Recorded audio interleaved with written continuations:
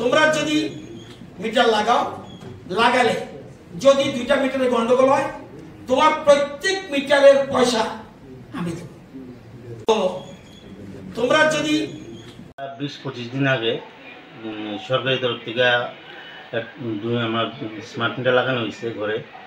ঘরে লাগানোর পর সরকারি তরফ থেকে বলতে মানে পাওয়ার ডিপার্টমেন্ট তারা বলছে সরকারি আদেশ মূলে প্রত্যেক বাড়িতে বাড়িতে লাগানোর নিয়ম বাধ্যতামূলক, সেই অনুযায়ী তারা লাগাই গেছে।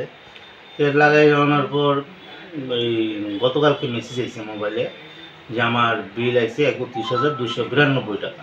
কতদিনে? তো 20-25 দিনের বিল আইছে 31,292 টাকা।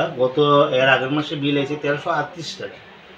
তো আজকে এক মাসে যদি 1338 টাকা বিল আইছে এবং 20-25 দিনের মধ্যে 31,292 টাকা বিল আইছে, তো আমরা সাধারণ মানুষ, দিনানা মানুষ, অন্যান্য সময় মাসে কত আইতো?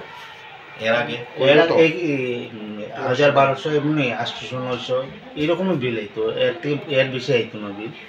তা আমি মাননীয় মুখ্যমন্ত্রী এবং মাননীয় বিদ্যুৎ মন্ত্রীর নিকট আবেদন রাখতেছি যে আমরা সাধারণ ঘরের মানুষ, নিম্নবিত্ত ঘরে আয়ের মানুষ, তারা যেন এই বিষয়টি দেখে এবং আমাদের যাতে রক্ষা করেন। মানে আমরা বিদ্যুৎ কারেন্ট জ্বালাতে পারবো না এবং খাওয়া তো দূরের কথা।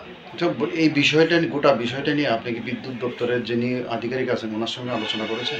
না, আমি গিয়েছিলাম, আমি তো আরেকজন দোকানে থাকি, সেই জন্য আমি যেতে পারছি না। আমি জানো দেখা করবো স্যারের সাথে, দেখা করে অতি সত্ত্বর যাতে শুরু হয় তার জন্য আমি আবেদন করবো। আচ্ছা, এই যে বিলটা আসলো, এই বিলটা নিয়ে আপনি কি স্যাটিসফাইড না?